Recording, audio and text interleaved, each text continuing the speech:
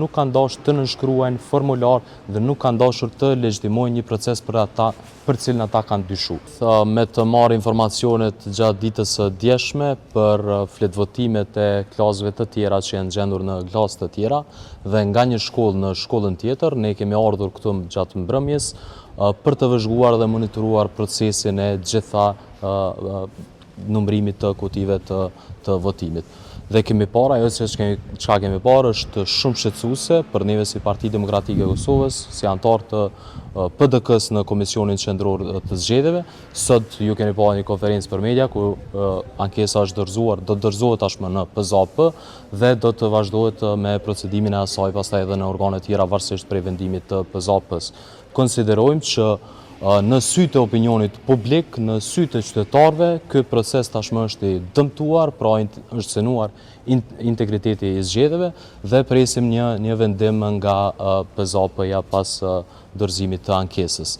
Kjo çka ka ngjarë këtu, çka kemi parë ne nga një klasë në klasën tjetër të fletvotime, por edhe nga një shkollë në shkollën tjetër, e lëndon tërësisht procesin e votimit këtu në komunën e Mitrovicës. Para pak minutash prokuroria themelore lëshoi një urdhëresë për rifillim të votimit. Si e komentoni, a do të ketë sot ose kur do të fillojë rinumërimi? Ne zyrtarisht ende nuk e kemi pranuar atë komunikim dhe në momentin që e pranojmë, unë konsideroj që gjitha organet, në këtë rast të Partisë Demokratike të Kosovës, do ta shqyrtojnë dhe do të ndërmirët hapat e më të tjeshëm lidhur me procedimin se a do të marrin pjesë apo jo ekipet e numërimit në qendrën komunale të numërimit. Ajo siç ne e dim, është që ekipet e numërimit gjatë ditës së djeshme janë larguar nga qendra komunale e numërimit për shkak që nuk kanë dashur të nënshkruajnë formular dhe nuk kanë dashur të legjitimojnë një proces për cilin ata kanë dyshuar. Dhe secili dyshon me ato siç kemi parë përmes fotografive dhe përmes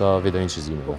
Zotëri Nura ka kërkuar largimin e do thotë juve anëtarëve të PDK-s nga KQZ-ja, si e komentoni ju do thotë kërkesën? Unë konsideroj që kjo është një vendim i organeve të partisë, pra ne delegohemi nga kryesia e Partisë Demokratike të Kosovës, respektivisht edhe kryetari i Partisë Demokratike të Kosovës dhe shefi i grupit parlamentar, prandaj konsideroj unë ashtu kështu e kam mandatin tim të fundit, mendoj që është çështje që diskutohet brenda organeve të partisë.